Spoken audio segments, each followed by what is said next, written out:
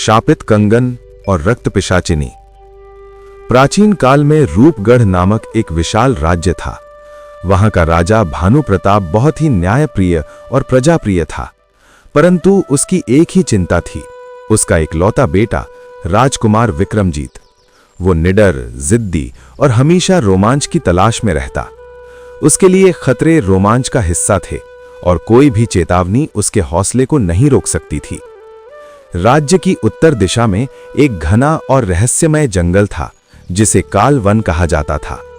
लोग कहते थे कि जो भी वहां गया वो कभी लौटकर नहीं आया। वहां आत्माओं और पिशाचों का डेरा था। राजा ने स्पष्ट रूप से आदेश दिया था कि किसी को भी उस जंगल में जाने की अनुमति नहीं होगी। लेकिन विक्रमजीत के मन में हमेशा ये सवाल उठता रहता, क्या है ऐसा जो सबको डराता है। एक दिन विक्रमजीत ने अपने 2 वफादार साथियों के साथ शिकार का बहाना बनाया और महल से निकल पड़े। रास्ता जंगल की ओर मुड़ते ही वातावरण भारी और असहज हो गया। पक्षियों की चहचहाहट गायब हो गई और हवा में सड़े मांस की गंध फैल गई। साथी डर से कांपने लगे और लौटने की गुहार करने लगे, पर विक्रमजीत ने उनकी नहीं सुनी और जंगल के गहराई में बढ़ते गए। अचानक मौसम बदल गया, काले बादल घिर आए और घनघोर अंधेरा छा गया। तभी जंगल के बीचों बीच एक नीली चमक दिखाई दी। विक्रमजीत उस रोशनी की ओर बढ़ा। वहां उसने देखा कि एक पुराना खंडहर शिव मंदिर खड़ा था और उसके पास एक सूखा सरोवर। आश्चर्य की बात यह थी कि सरोवर के बीच एक ताजा रक्त लाल कमल का फूल खिला हुआ था। जैसे ही विक्रमजीत ने उस कमल को तोड़ने की कोशिश की, मंदिर के खंडहर से गहरी आवाज आई, रुक जा मुसाफिर, ये रक्त कमल है, इसे छूना मृत्यु को दावत देना है। राजकुमार ने पलट कर देखा। वहां खड़ा था एक विशालकाय अघोरी। उसकी आंखों में रहस्य और चेतावनी दोनों झलक रहे थे। अघोरी ने समझाया कि इस फूल के नीचे चित्रलेखा नामक एक राजकुमारी की आत्मा कैद है। उसे एक तांत्रिक ने शाप दिया था, अगर राजकुमार ने इसे तोड़ा तो चित्रलेखा आजाद होगी, परंतु उसके साथ भयंकर मुसीबत भी आएगी। विक्रमजीत को इन चेतावनियों पर विश्वास नहीं हुआ। उसकी तलवार ने फूल की नाल को काट दिया। तुरंत सरोवर की जमीन फट गई और धुएं का गुबार उठने लगा। धुआं घुलकर एक अत्यंत सुंदर स्त्री का रूप धारण कर गया। उसका रूप इतना मोहक था कि राजकुमार चकित रह गया। हे वीर पुरुष, तुमने मुझे सदियों की कैद से मुक्त किया है। मैं तुम्हारी दासी बनकर रहना चाहती हूं। राजकुमार विक्रमजीत उस रूप में पूरी तरह फंस चुका था। उसने अघोरी की चेतावनी अनसुनी की। उसने चित्रलेखा को घोड़े पर बिठाया और महल की ओर रवाना हो गया। अघोरी ने पीछे से चिल्लाया, मूर्ख, सुंदरता के धोखे में मौत को साथ ले जा रहे हो। जंगल से बाहर निकलते समय रात हो गई। रास्ते में उन्होंने एक पुरानी बावड़ी देखी। चित्रलेखा ने प्यास के बहाने राजकुमार को नीचे उतरने को कहा। जैसे ही वो नीचे झुका, उसकी असली पहचान सामने आ गई। उसकी आंखें लाल अंगारों जैसी जल रही थी और नुकीले दांत बाहर आ गए। ये कोई गंधर्व कन्या नहीं, बल्कि काल वन की रक्त पिशाचिनी थी, जिसने विक्रमजीत को फंसाने के लिए अपना रूप बदल रखा था। विक्रमजीत के पास तलवार थी, लेकिन पिशाचिनी ने चालाकी दिखाई। जब वो ऊपर आई और राजकुमार के पास बैठी, उसने डर दिखाकर झूठ बोला कि कोई राक्षस उसे मारने आया है। विक्रमजीत ने विश्वास किया और उसे महल ले आया। महल में राजा और रानी भी उस सुंदर स्त्री के आकर्षण में फंस गए। राजकुमार ने बताया कि उसने उसे जंगल से बचाया है और उससे विवाह करना चाहता है। राजा ने तुरंत अनुमति दे दी। पूरे राज्य में जश्न मनाया गया। लेकिन विवाह की पहली रात से अजीब घटनाएं शुरू हो गईं। महल के अस्तबल में घोड़े मरे पाए गए। एक दासी गायब हुई और उसकी सूखी हुई लाश महल की छत पर मिली। पिशाचिनी दिन में सुंदर और सुशील दिखती, पर रात में लोगों का खून पीकर अपनी असली शक्ति दिखाती। एक दिन राजपुरोहित महल आए। उन्होंने देखा कि नई रानी की परछाई धूप में भी नहीं बन रही है। उन्होंने राजा को चेताया कि यह कोई साधारण स्त्री नहीं है। राजा ने इसे अस्वीकार कर दिया। पिशाचिनी ने धीरे धीरे राजकुमार को अपने जादू में फंसाना शुरू किया। विक्रमजीत कमजोर होने लगा। एक रात उसने देखा कि उसकी पत्नी कमरे में नहीं है। तहखाने में जाकर उसने देखा कि पिशाचिनी मरे हुए सिपाही का मांस खा रही है। राजकुमार के पैरों तले जमीन खिसक गई। पिशाचिनी ने राजकुमार को पकड़ने की कोशिश की, लेकिन तभी राजपुरोहित ने महामृत्युंजय मंत्र पढ़कर उसे झटका दिया। राजकुमार ने उसे पकड़ने और नीलमणि कंगन को ढहाने का प्रयास किया। राजकुमार और पिशाचिनी के बीच पहली भयंकर लड़ाई यहीं शुरू हुई थी। महल में पिशाचिनी की छवि अब केवल सुंदरता की आड़ नहीं रह गई थी। रात होते ही उसकी असली भयावह शक्ल प्रकट होने लगी थी। उसकी आंखें लाल अंगारों की तरह जलती और हाथों से निकलती लपटें महल के गलियारों में फैलती थीं। दासियों की चीखें गूंजने लगीं और विक्रमजीत बार बार अपनी तलवार उठाकर उसे रोकने की कोशिश करता, पर पिशाचिनी की जादुई शक्ति उसकी हर वार को चुराने या पलट देने में सक्षम थी। राजपुरोहित ने महल में रहस्यमय मंत्रोच्चारण शुरू किया। उन्होंने बताया कि इस पिशाचिनी को केवल नीलमणि कंगन की शक्ति से ही रोका जा सकता है। ये कंगन एक प्राचीन रत्न था जिसे केवल असली चित्रलेखा पहन सकती थी। लेकिन विक्रमजीत के सामने सबसे बड़ी चुनौती ये थी कि वो पिशाचिनी की चालाकी में फंसी हुई थी और असली चित्रलेखा की पहचान करना भी कठिन था। विक्रमजीत ने निर्णय लिया कि वो खुद जंगल में लौटेगा और नीलमणि कंगन खोजेगा। उसने अपने 2 विश्वसनीय साथी सूर्यवंश और चंद्रकांत को साथ लिया। रास्ते में जंगल पहले से भी अधिक भयानक प्रतीत हुआ। पेड़ों की शाखाएं मानो जीवित हों, हवा में अजीब आवाजें और कहीं-कहीं पिशाचिनी के शापित दासों के भूत झूलते दिखाई देते। कई घंटों की खोज के बाद वे एक प्राचीन गुफा पहुंचे। गुफा के द्वार पर रहस्यमय शिलालेख उकेरे हुए थे। शिलालेख पढ़ते ही सूर्यवंश ने कहा, यहाँ केवल शुद्ध हृदय और निस्वार्थ वीरता रखने वाला व्यक्ति ही कंगन को निकाल सकता है, अन्यथा ये जहर बन जाएगा। विक्रमजीत ने अपने साहस को एक बार फिर परखा और गुफा में प्रवेश किया। अंदर एक विशाल तालाब था जिसमें नीलमणि कंगन तैर रहा था। तालाब में उतरते ही पानी का रंग बदल गया और उसे अजीब सी शक्ति का अनुभव हुआ। उसने महसूस किया कि कंगन केवल हाथ में लेने भर से नहीं मिलता, बल्कि हृदय की निष्ठा और साहस के परीक्षण से ही वो अधिष्ठित होता है। विक्रमजीत ने अपनी तलवार और विश्वास को एक साथ जोड़कर कंगन की ओर हाथ बढ़ाया।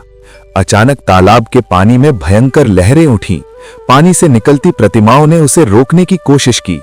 विक्रमजीत ने अपनी तलवार से प्रतिमाओं को काटा और अंततः नीलमणि कंगन हाथ में ले लिया। कंगन को पकड़ते ही गुफा में अद्भुत प्रकाश फैल गया।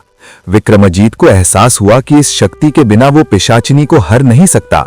उसने कंगन को अपने सीने पर बांध लिया और तुरंत महल की ओर रवाना हुआ।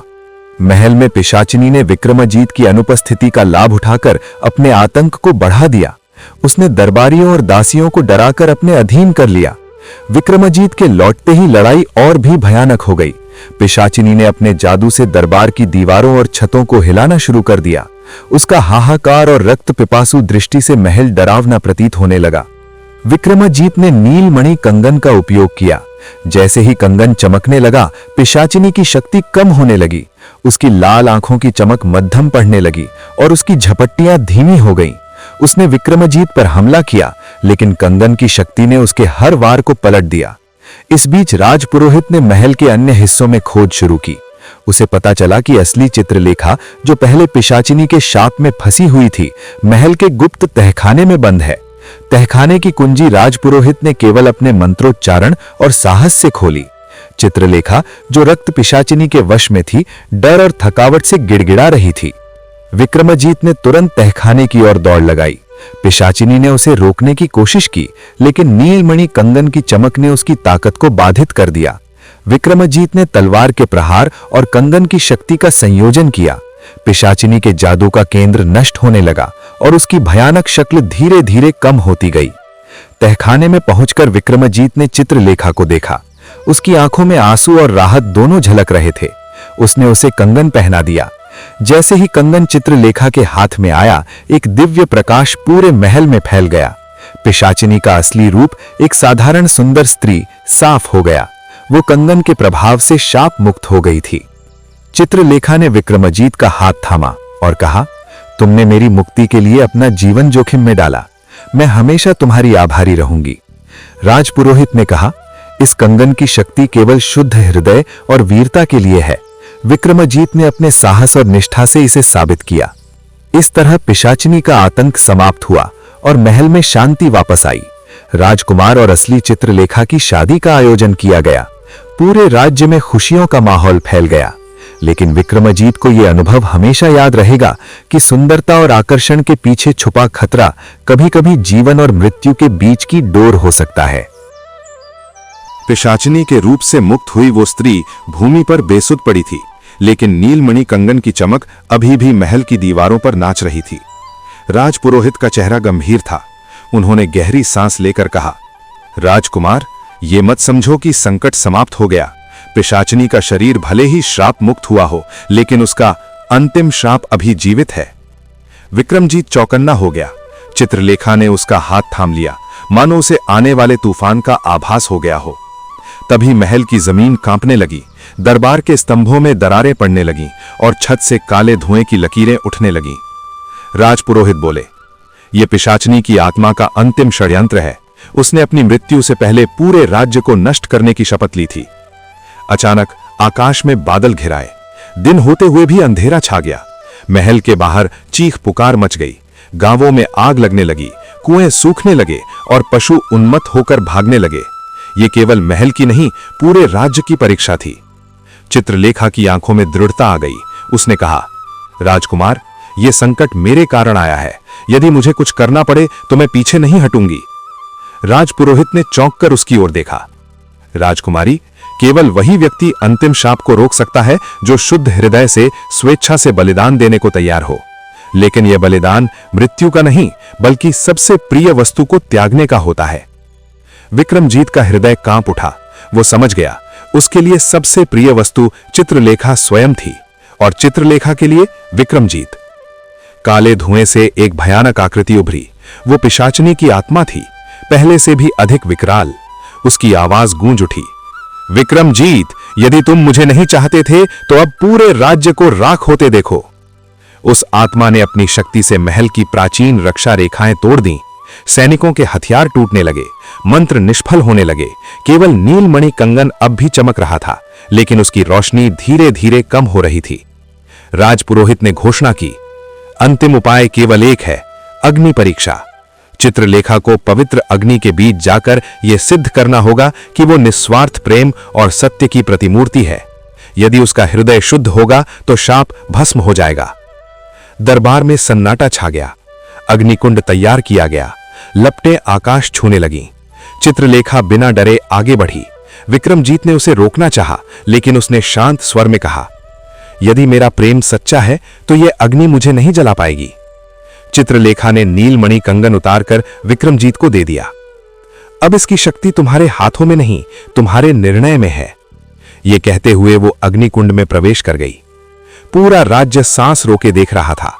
पिशाचिनी की आत्मा जोर जोर से हंसने लगी, लेकिन अचानक उसकी हंसी में कंपन आ गया। अग्नि की लपटें चित्रलेखा को जलाने के बजाय उसके चारों ओर कमल के आकार में घूमने लगीं। चित्रलेखा की आवाज गूंज उठी, मैंने किसी का अहित नहीं चाहा। यदि मेरे जीवन से शांति आती है तो मैं उसे स्वीकार करती हूं। यह सुनते ही अग्नि स्वर्णिम प्रकाश में बदल गई। पिशाचिनी की आत्मा चीख उठी। नीलमणि कंगन विक्रमजीत के हाथ में तेजी से चमकने लगा। उसने पूरी शक्ति से कंगन को आकाश की ओर उठाया। एक भीषण गर्जना हुई। काले बादल फट गए। पिशाचिनी की आत्मा प्रकाश में जलकर राख हो गई। उसी क्षण अग्निकुंड शांत हो गया। धुएं के बीच से चित्रलेखा बाहर आई, अक्षुण्ण, तेजस्वी और पहले से भी अधिक दिव्य। उसके चेहरे पर शांति थी। विक्रमजीत दौड़कर उसके पास पहुंचा। दोनों की आंखों में आंसू थे, लेकिन वो भय के नहीं, मुक्ति के आंसू थे। राजपुरोहित ने गदगद स्वर में कहा, आज यह सिद्ध हो गया कि सच्चा प्रेम ही सबसे बड़ा अस्त्र है। जहां तलवारें असफल होती हैं, वहां त्याग विजय दिलाता है। राज्य में फिर से हरियाली लौट आई। सूखे कुएं भर गए, आग बुझ गई, आकाश साफ हो गया। लोगों ने इसे देवताओं का आशीर्वाद माना। कुछ दिनों बाद पूरे वैभव के साथ विक्रमजीत और चित्रलेखा का विवाह हुआ। लेकिन यह केवल दो लोगों का मिलन नहीं था, बल्कि धर्म, साहस और प्रेम की जीत का उत्सव था। विक्रमजीत ने सिंहासन पर बैठते हुए कहा, मैंने सीखा है कि राजा वही नहीं जो युद्ध जीते, बल्कि वही है जो सत्य के लिए सबसे बड़ा त्याग कर सके। और इस तरह वो कथा जो पिशाचिनी के भय से शुरू हुई थी, प्रेम और धर्म की अमर विजय पर समाप्त हुई। पिशाचिनी के शाप के नष्ट होते ही राज्य में ऐसा सवेरा आया जैसा वर्षों से किसी ने नहीं देखा था। सूरज की किरणें केवल आकाश को ही नहीं बल्कि लोगों के मन को भी उजला कर रही थीं। खेतों में फिर से हरियाली लौट आई थी, नदियां अपनी पुरानी लय में बहने लगी थीं और मंदिरों में घंटियां कृतज्ञता के साथ बज उठी थीं। भय, जो कभी हर घर में छाया रहता था, अब स्मृति बनकर रह गया था।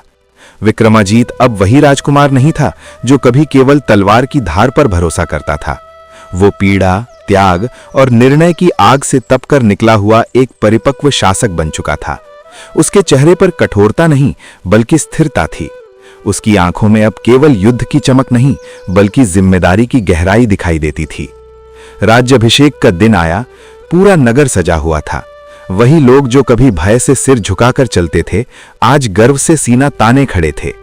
चित्रलेखा उसके साथ खड़ी थी, रानी के वस्त्रों में, लेकिन उसकी सादगी पहले जैसी ही थी। उसके चेहरे पर ना तो अभिमान था, ना ही विजय का घमंड, बल्कि एक शांत विश्वास था कि जो बीत गया उसने दोनों को बदल दिया है। राजपुरोहित ने जब राज्य की मोहर विक्रमाजीत को सौंपी तो उसके हाथ क्षण भर के लिए कांप गए। उसे याद आ गया कि यह सिंहासन केवल अधिकार नहीं बल्कि हर निर्णय का बोझ भी है। उसने मन ही मन प्रण लिया कि वो कभी भी भय या अहंकार से शासन नहीं करेगा। राज्याभिषेक के बाद पहला दरबार लगा। दरबार अब पहले जैसा नहीं था। जहां पहले केवल मंत्री और सामंत बोलते थे, वहां अब आम लोग भी अपनी बात कह सकते थे। किसान अपनी सूखी जमीन की व्यथा लेकर आए, व्यापारी लूट और करों की शिकायत लेकर आए और स्त्रियां पहली बार बिना भय के न्याय की मांग करने पहुंची। विक्रमाजीत ने सबको ध्यान से सुना। उसने महसूस किया कि युद्ध जीतना सरल था, लेकिन विश्वास जीतना उससे कहीं अधिक कठिन। कुछ मंत्रियों के चेहरे उतर गए। वही मंत्री जो संकट के समय मौन साधे रहे थे, अब अपने पद बचाने के लिए शब्द खोज रहे थे। विक्रमाजीत ने किसी को तुरंत दंड नहीं दिया, लेकिन यह स्पष्ट कर दिया कि अब पद वंश या चापलूसी से नहीं बल्कि सेवा से मिलेगा। चित्रलेखा अक्सर दरबार के निर्णयों पर चुपचाप नजर रखती। रात को वो विक्रमाजीत से कहती, कठोरता कभी कभी आवश्यक होती है, लेकिन न्याय बिना करुणा के अंधा हो जाता है। उसकी बातें विक्रमाजीत के भीतर उतर जाती। वो समझ गया था कि चित्रलेखा केवल उसकी रानी नहीं बल्कि उसके विवेक की आवाज है। शांति लौट चुकी थी, लेकिन वो नाजुक थी। राजपुरोहित ने एक रात आकर बताया कि दूर के राज्यों में हलचल है। पिशाचिनी के विनाश की खबर फैल चुकी थी और कई शक्तियां इस नए एकजुट राज्य को संदेह की दृष्टि से देख रही थीं। विक्रमाजीत ने तलवार उठाने की बात नहीं की। उसने पहले राज्य को भीतर से मजबूत करने का निश्चय किया। विद्यालय खुलवाए गए, जहां बच्चों को केवल युद्ध कौशल नहीं बल्कि इतिहास, नीति और मानवता सिखाई जाने लगी। सैनिकों को सख्त आदेश दिया गया कि वे जनता के रक्षक हैं, स्वामी नहीं। छोटे अपराधों को संवाद से सुलझाया जाने लगा। पहली बार लोगों ने शासन को अपने पक्ष में खड़ा महसूस किया।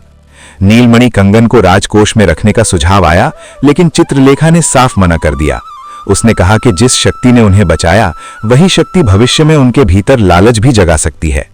अंततः कंगन को एक पवित्र स्थान पर सुरक्षित रखा गया, जहां उसे केवल अंतिम संकट में ही उपयोग किया जाना था।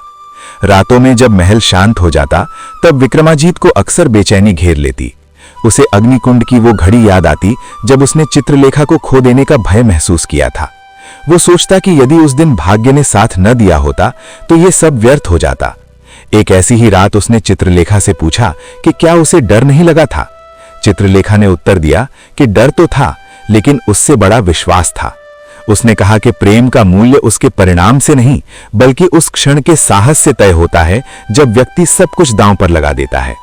विक्रमाजीत को पहली बार लगा कि उसने किसी युद्ध में नहीं बल्कि जीवन में सच्ची जीत पाई है। समय बीतता गया, राज्य समृद्ध होने लगा। लोग इस काल को बाद में धर्म काल कहने लगे। ये वो समय था जब कानून कठोर था लेकिन अन्यायी नहीं, और न्याय दृढ़ था लेकिन निर्दयी नहीं। लोग जानते थे कि राजा उनसे ऊपर नहीं बल्कि उनके साथ खड़ा है। अक्सर संध्या के समय विक्रमाजीत और चित्रलेखा महल की छत पर खड़े होकर राज्य को देखते। नीचे जलते दीपक, दूर फैले खेत और लोगों की आवाजें उन्हें याद दिलाती कि शांति भी एक जिम्मेदारी है। जिस कथा की शुरुआत भय और अंधकार से हुई थी, वो यहां समाप्त नहीं हुई थी। वो एक सतत यात्रा बन गई थी, जहां हर दिन ये प्रमाण देना था कि सत्ता से बड़ा धर्म होता है और धर्म से बड़ा प्रेम।